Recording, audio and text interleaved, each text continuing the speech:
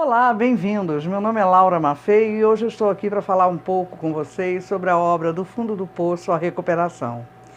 Trazer para vocês algumas informações do projeto inicial dessa proposta, que era, na verdade, uma tentativa de ressignificar a minha vida. Esse projeto foi feito e publicado anteriormente com outro título e agora ele está sendo lançado pelo Instituto Independa com uma edição revista e ampliada, onde foi agregado ao texto anterior aspectos pertinentes à recuperação do uso e abuso de drogas.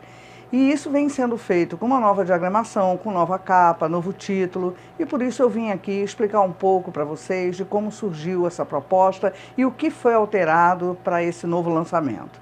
A proposta inicial era realmente de ressignificar a minha vida, tentar compartilhar com pessoas a experiência que eu vivi entre a saída de uma adicção ativa, de uma dependência química ativa, para uma dependência química em recuperação. Hoje eu vivo essa condição há 22 anos e eu fiz uso de drogas ilícitas dos 10 aos 28 anos de idade.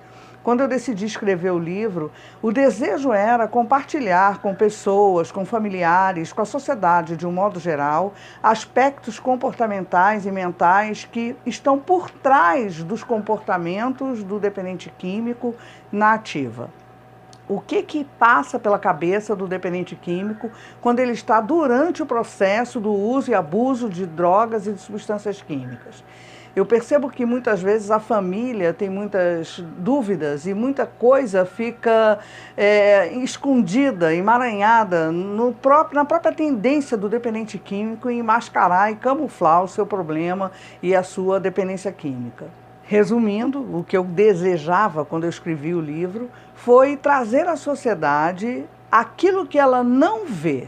Trazer à sociedade o que passa de pensamentos na mente da pessoa durante o momento onde ela está tendo aquele comportamento inadequado que está caminhando para um final que todos nós sabemos que a dependência química ela vai trazer um final que ou é uma internação, ou é a morte, ou é então uma cadeia, uma instituição, enfim. O que move? Que fatores, que pensamentos movem o dependente químico para essa estrada, para esse caminho que tão notoriamente para as outras pessoas é um caminho de derrota e de perda? Um outro aspecto que também me levou a escrever o livro foi tentar entender por que às vezes a família minimiza pequenos sinais de que o comportamento do jovem está sendo brevemente alterado e muitas vezes a sociedade e a família releva aquilo como se fosse uma fase passageira.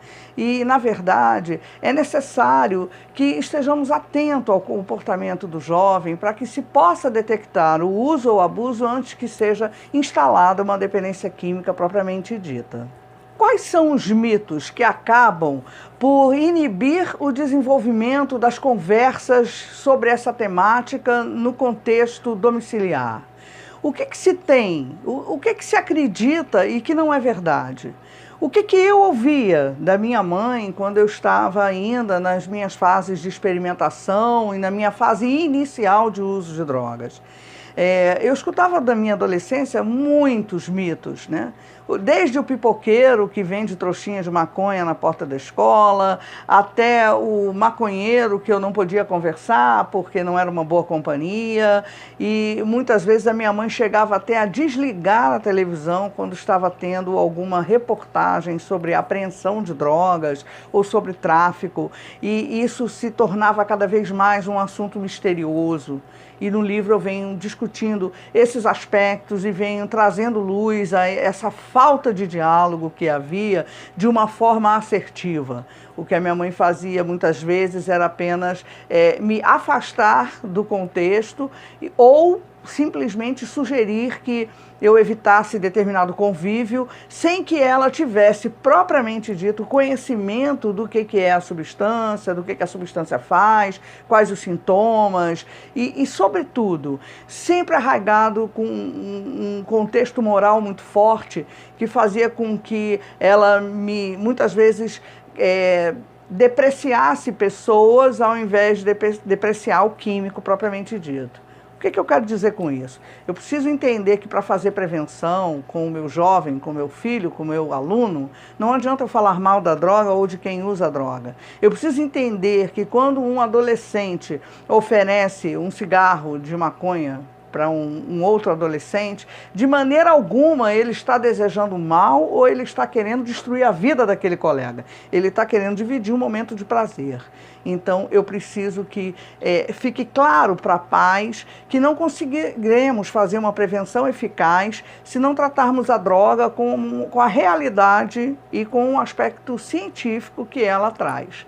Ou seja, as drogas de fato dão prazer, por isso que os adolescentes vão atrás desse prazer imediato. O que eu preciso saber são os riscos e as consequências do desenvolvimento de uma doença incurável como a dependência química. Uma outra preocupação que eu tive quando escrevi o livro foi criar uma estratégia onde o livro pudesse ser lido por capítulos e não de uma forma inteira. Então eu pensei e decidi que todo capítulo teria um começo, um meio e um fim. Até porque eu pretendo e pretendia na época e pretendo hoje que esse livro continue sendo um instrumento de prevenção e esse livro possa também chegar às mãos de usuários ou de pacientes que estão entrando ou buscando uma recuperação. E muitas vezes na adicção ativa, na dependência química ativa, é muito complicado para uma pessoa que está sob o uso intenso ou que tem um uso recreativo ter a concentração e a paciência de ler um livro inteiro.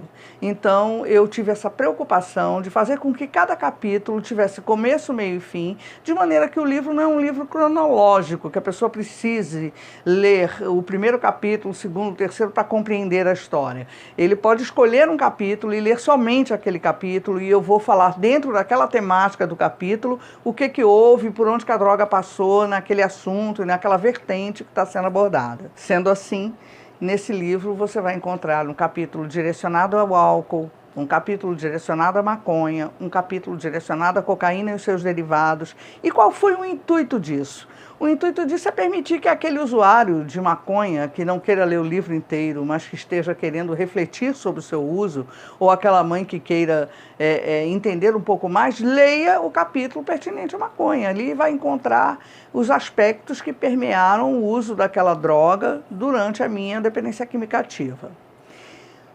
Como que eu planejei fazer e promover essa identificação?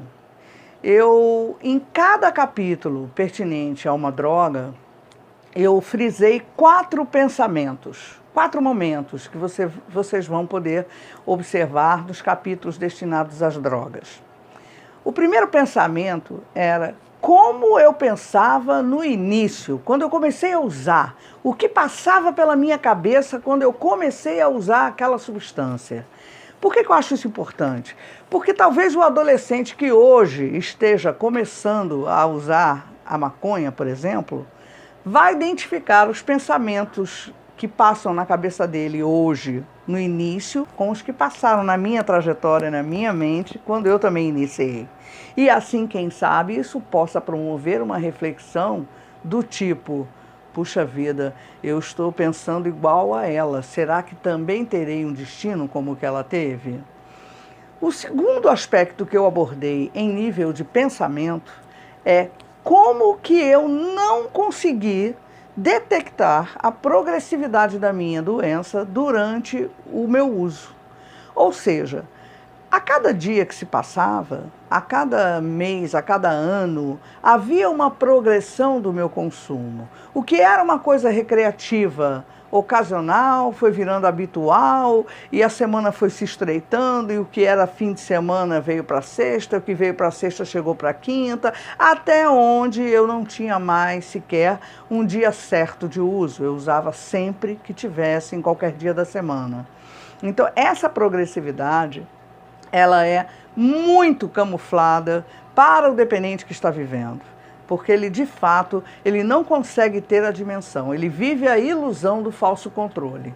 Então nós temos que entender, e esse livro traz essa proposta, trazer à luz para as pessoas de que trata-se de uma doença física, mental e espiritual, e como tal, ela vai agir na mente do dependente químico para convencê-lo de que não, agora ele vai usar na sexta-feira porque...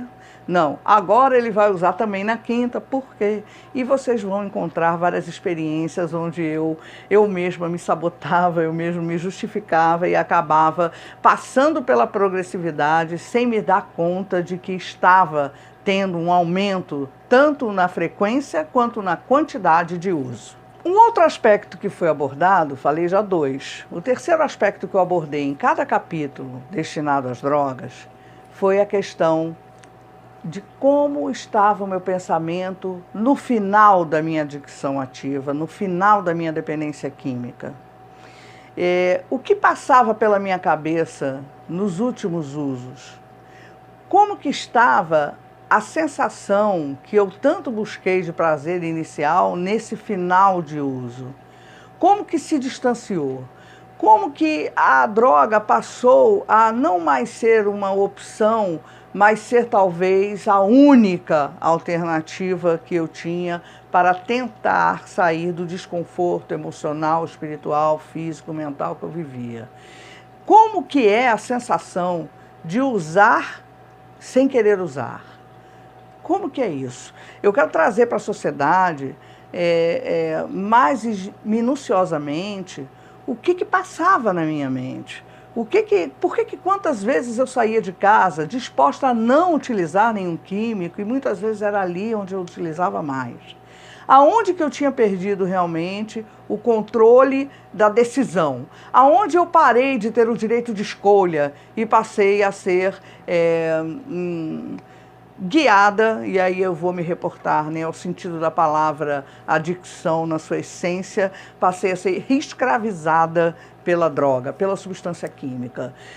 Talvez as pessoas lá de fora achem que o dependente químico usa porque ele quer, ele está naquela condição única exclusivamente porque ele quer. Isso sim no início, mas vai chegar um ponto onde o dependente químico, ele mesmo no dia em que ele não deseja, ele se sente impotente, incapaz de recusar a primeira dose e a partir da primeira ele tem a dificuldade de parar. E aí eu passo a refletir, a minha história é uma história bastante comum, não é diferente da história de muitos dependentes químicos que nós conhecemos e que estão por aí. Eu iniciei meu uso aos 10 anos de idade, interrompi aos 28 e hoje eu me encontro com 21 anos de recuperação. 21 anos que eu não ingiro nenhum tipo de substância que altere meu humor. E aí se deu a proposta atual dessa obra que eu havia escrito e que foi 2 vezes lançada, teve mais de 3.000 exemplares vendidos. Foi a proposta de fazer essa edição revisada e ampliada através do Instituto Independa.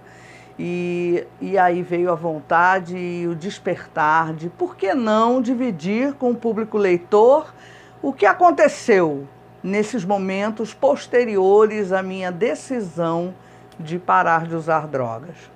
Será que acabou o inferno, a dor?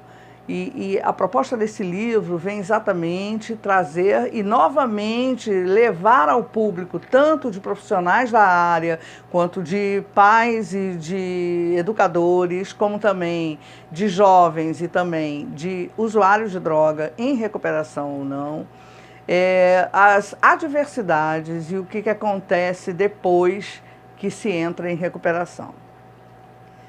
Num primeiro momento, quando eu parei de usar, a sensação que eu tive foi, nossa, finalmente estou livre, agora eu vou viver, vou ser feliz e a vida é um conto de fada. Precisamos entender que a própria essência da doença da dependência química, no seu aspecto emocional, já promove um estacionamento na evolução emocional do dependente químico.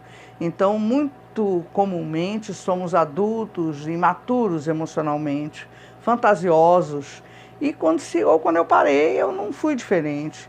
Eu estacionei o meu uso e vivi a fantasia de que iria viver um mundo lindo, cor-de-rosa, perfeito e o conto de fadas. Serei feliz para sempre. Bem, essa não é bem a realidade. A vida, ela é um contexto para todos nós de situações boas e ruins. E há de se ter um preparo emocional para enfrentar essas situações de forma salutar. O dependente químico, ele tem essa imaturidade emocional, ele tem acentuado essa questão fantasiosa, ele vem de uma vida também com pouca experiência de ser resiliente, porque foram anos anestesiando suas emoções, anos dando jeitinho, anos manipulando, anos rejeitando e se recusando a passar por situações que comumente as pessoas não dependentes vão passando ao longo da sua adolescência, da sua juventude e assim se preparam para a fase adulta. O dependente químico, quando eu me deparei aos 28 anos de idade, entrando em recuperação, eu me vi num mundo que para mim é muito novo. Foi muito novo. Muito novo porque eu não tinha nenhuma habilidade em encarar as responsabilidades da vida, eu não tinha habilidade em conviver socialmente, eu não tinha habilidade em inúmeras situações, em fazer um concurso público, em fazer um vestibular, em tirar uma carteira de habilitação. Aos 28 anos de idade, muitas das tarefas e das questões que os jovens de 28 anos já haviam vivido, para mim eram inusitadamente novas. E eu não tinha esse preparo. E então veio esse despertar de compartilhar também esse aspecto da recuperação. Como é se preparar para enfrentar a vida como ela é? Como que um ser humano faz isso? Como que alguém que viveu 18 anos no mundo das drogas chega na sociedade e descobre como que vai fazer para ter as habilidades e o poder de resiliência que as outras pessoas que passaram esses 18 anos vivendo desenvolveram? E aí não foi tão simples. Não foi tão simples porque essa inabilidade se alastra por vários aspectos, do profissional, da responsabilidade, no meio acadêmico, no meio de relacionamento, tanto familiar como conjugal, afetivo, amoroso, como que eu me relaciono, como que eu tenho amigos, como que eu vou trabalhar, como é acordar cedo, como é ter uma rotina. É tão fácil assim, está tudo resolvido, eu parei de usar drogas, então agora eu, de repente, se eu sou pai de um dependente químico, não, meu filho parou de usar droga, agora ele vai trabalhar, a vida dele vai ser normal. Existe uma coisa por trás disso, existe todo um abismo que foi cavado com o nosso estacionamento de evolução emocional e que é necessário que na recuperação haja ferramentas que possam acelerar esse processo de maturação emocional e que possa devolver a nós a possibilidade de uma reinserção social condigna, com dignidade e que atenda às nossas necessidades mais básicas. Não vou ser hipócrita em dizer para vocês que tudo vai ser resolvido e tudo vai ficar igual, para a par, como alguém que não usou e não perdeu o tempo que eu perdi. Obviamente eu tenho colegas de escola que até experimentaram droga comigo e que hoje são desembargadoras. Eu tenho colegas de escola que hoje estão extremamente bem estabelecidos financeiramente, academicamente, com mestrado, com doutorado, que hoje trabalham em órgãos importantes governamentais e que têm uma vida toda alicerçada, embasada, um patrimônio construído com casas, carros. Talvez eu não tenha condição nessa temporada aqui minha na Terra de reconquistar essas coisas, mas eu tenho que aprender e desenvolver uma forma de ser feliz com aquilo que me é permitido, e é disso que esse livro vai falar. É disso que esse capítulo de recuperação trata. O que eu vou fazer para viver bem, para ser feliz? Eu não parei de usar drogas para me lamentar. Eu parei de usar drogas para ser feliz e encontrar um significado e dividir a minha vida com vocês, de certa forma, é uma coisa que me nutre, que me sacia. E aí eu me deparo com alguns aspectos que muitas vezes a família não sabe disso, não se dá conta, e o dependente muito menos. Né? Então aquela coisa, não, agora a dor acabou e aí eu vejo que tem outras dores, né? Outras dores mais profundas, outras dores e outras situações de enfrentamento que, na verdade, são pertinentes à vida. E não acontecem só na vida dos dependentes químicos, acontecem na vida de todos. E esse exercício de descobrir que lições eu preciso aprender para que eu consiga me desenvolver, viver, sair do fundo de poço em caminho da recuperação com felicidade, eu preciso ter esse exercício de uma forma que me permita usufruir da minha recuperação e, ao mesmo tempo, eu também tenho que me manter afastada da droga. Então, quando a dificuldade, a adversidade chega e algumas situações chegam, como o enfrentamento do estigma que o dependente químico carrega e que é inevitável, eu preciso aprender a lidar com essas situações de maneira que isso não me afete emocionalmente, para que eu possa conseguir viver sem anestesiar meus sentimentos, a minha dor ou a minha euforia ou o que quer que seja. E aí eu fiz algumas perguntas. Eu gostaria de perguntar a você, espectador, será que quem tem um paciente, um filho, ou um parente, ou quem é usuário, ou quem nunca teve nenhum envolvimento com droga, o que você acredita? Será que o problema acaba? O grande problema acabou e existe essa felicidade plena? Como que é isso na cabeça de vocês? Eu preciso que o leitor compreenda que muitas vezes o que achamos que é o fim do sofrimento pode ser o começo de uma nova etapa. E essa nova etapa que eu estou dividindo nesse livro, essa nova etapa que eu quero propor a vocês. E é por isso que no livro eu falo, inclusive, de algumas lições que eu aprendi. E eu separei 8 lições que foram muito relevantes e significantes nesse momento da minha recuperação. O que o dependente químico muitas vezes precisa compreender, e isso é necessário que haja um trabalho de utilização das ferramentas possíveis que ele tiver na vida dele acerca da dependência química, porque o egocentrismo é uma característica da nossa doença, a grandiosidade é outra característica da nossa doença. Nós temos várias características que acabam distorcendo a nossa ótica do mundo e é preciso que desenvolvamos essa técnica em estar se percebendo e tentando trabalhar esses aspectos para que se tenha uma visão realista do nosso entorno, do que vivemos. E quando eu digo do entorno geral, da crise que o país enfrenta, das situações negativas que qualquer um de nós está exposto, como desemprego, como falecimento de um ente querido, como perda de trabalho, como injustiças sociais, individuais, como discriminação, como falta de tempo hábil para talvez realizar alguns sonhos que tenham sido roubados pela droga. Eu preciso ter aceitação, porque, de fato, se eu, por exemplo, dando um exemplo para vocês, se eu algum dia sonhei em trabalhar numa estatal, como eu sonhei um dia, eu sei que hoje os concursos dessa estatal é só para pessoas até 35 anos. Então, hoje eu já não posso. Aos 35 eu não tinha a graduação que era necessária para eu fazer esse concurso.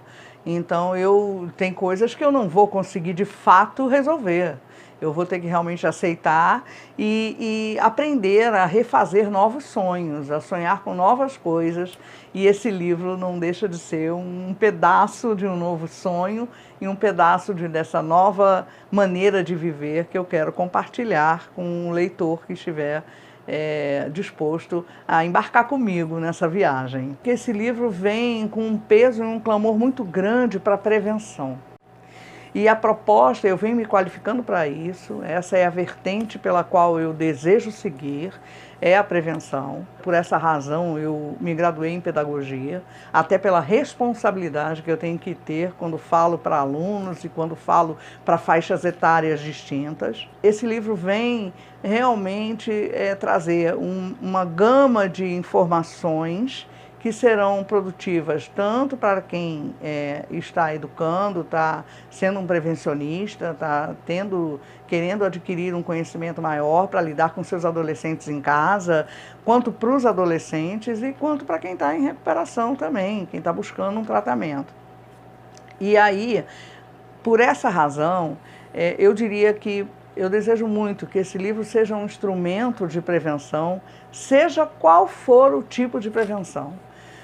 Hoje em dia, nós chamamos os 3 tipos de prevenção universal, prevenção seletiva e prevenção indicada. Esse livro ele pode ser usado como prevenção universal, que é aquela que fazemos indiscriminadamente, quando colocamos um anúncio, como nos dirigimos a um público sem separar e fazer nenhum tipo de critério de divisão para escolher aquele público-alvo. É quando você vê, por exemplo, uma tarja de beba moderadamente, depois de um anúncio televisivo, infelizmente ainda existem anúncios de bebida na televisão, você vê lá, beba com moderação. Isso é uma prevenção universal. Ali todo mundo está lendo, independentemente de usar, de ser criança, de nunca ter usado, de não beber, de não gostar. Está todo mundo lendo aquilo ali quando o comercial passa na televisão. Esse livro pode servir, sim, para uma prevenção universal. Ou seja, ele pode ser lido por qualquer pessoa. Dentro da prevenção seletiva, é a prevenção que se faz com grupos que se supõem ter uma vulnerabilidade maior. Então, quando eu, de repente, vou até uma escola trazer uma proposta de um projeto de prevenção e a palestra de sensibilização para a introdução do projeto é feita com uma determinada turma de determinada série que tem uma faixa etária que é mais vulnerável, porque começa a sair à noite, ou porque tem um contato maior, ou porque está mais exposta, enfim.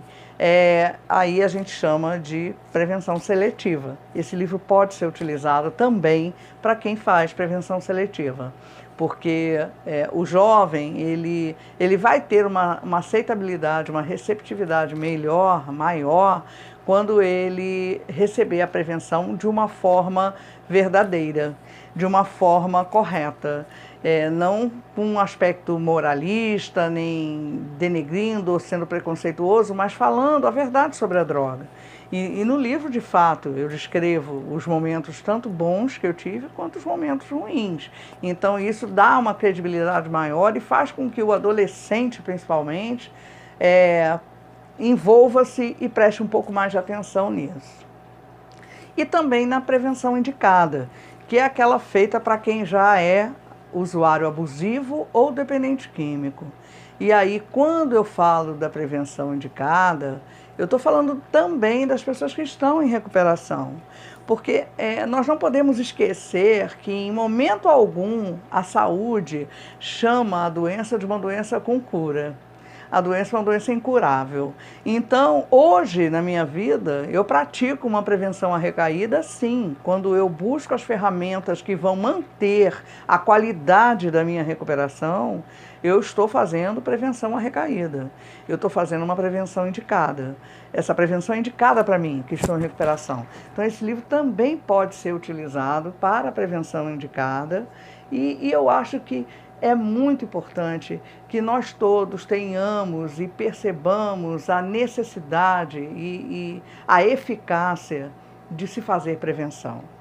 Por que não falar com o jovem, abordar o jovem, falar da dependência química antes que ele tenha a oportunidade de fazer as escolhas dele, ou se fizer a escolha dele, ele possa fazer essa escolha com uma dimensão exata e real do que ele está, ao que ele está se expondo.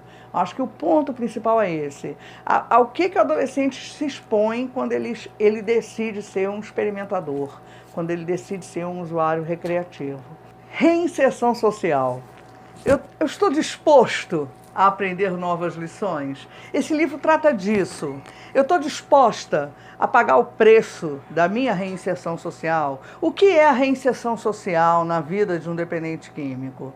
Será que é fácil conviver? Como será para o dependente químico se ver de novo num contexto acadêmico, num contexto profissional, num contexto laboral?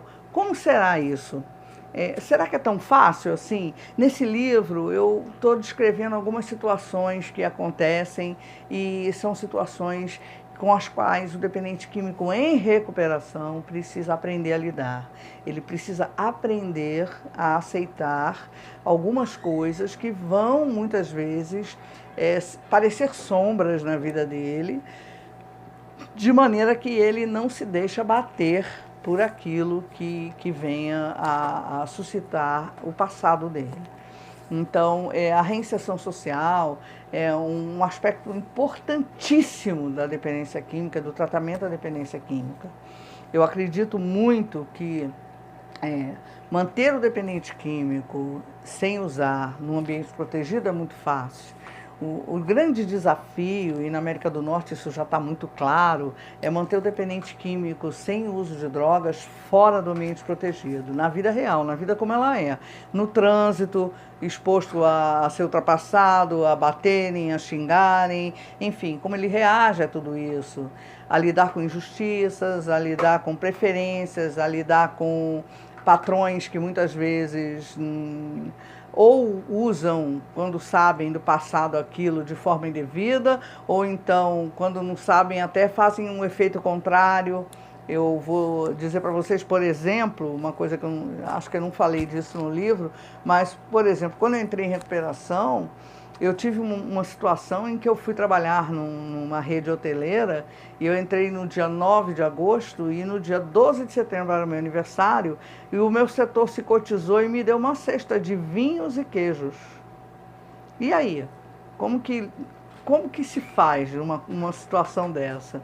Né? Óbvio que as pessoas não sabiam, né, que eu tinha problema com substâncias químicas e me deram na maior inocência e eu tive que receber com carinho e tal e entender que não poderia usufruir totalmente daquele presente, né? Os queijos eu comi todos, mas o vinho eu tive que dar, e aí aquele cuidado e aquela habilidade de também não deixar que ninguém soubesse que eu ia dar, enfim, são ferramentas e estratégias que a gente tem que desenvolver para poder ter uma reinserção social adequada.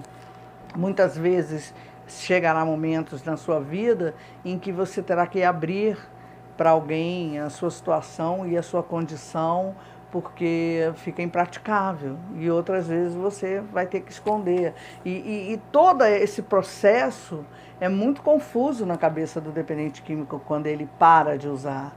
A primeira vontade é gritar para o mundo, é dizer para todo mundo que parou. É preciso que se tenha essa dimensão.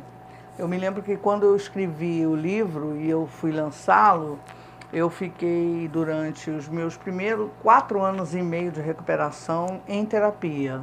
E eu me lembro que eu fui muito preparada terapeuticamente, a minha psicóloga fez um belíssimo trabalho para me preparar para essa exposição a qual eu me mantenho até hoje e que torna-se inevitável, claro, dependendo do segmento onde eu vá trabalhar, esconder o que eu faço e a minha profissão, enfim, e também não tenho mesmo a intenção disso, já que eu tenho cada vez mais abraçado a vertente prevencionista e militado na defesa da prevenção ao uso e abuso de drogas. Hoje em dia, nós vemos muitas vezes a mídia e a imprensa dar uma evidência muito grande para a dependência química de forma pejorativa, depreciativa, né? Eu fico muito triste quando vazam alguns vídeos de pessoas famosas que, sob o efeito de algum químico, desacataram autoridades, ou bateram, fizeram alguma coisa, enfim, se envolveram em alguma briga, se expuseram de certa forma. Isso passa muito corriqueiramente, né? As redes sociais divulgam e aquilo se alastra com uma velocidade muito grande. Eu tenho muito desejo de que também se alastre com a mesma velocidade os casos de superação, de pessoas que estão em recuperação e que estão sendo pessoas produtivas na sociedade, pessoas que estão criando família, criando filhos, trabalhando e agindo com coerência, com honestidade, e que são merecedoras também, sim, de ter essa experiência divulgada. Bom, eu queria agradecer a vocês por terem assistido esse vídeo.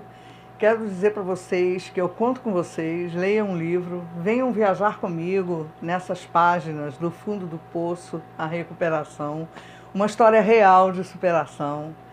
Eu quero dizer para vocês que eu me sinto honrada em compartilhar com vocês essa experiência e eu me sinto feliz e é esse compartilhar que faz valer a pena tudo que eu venho passando.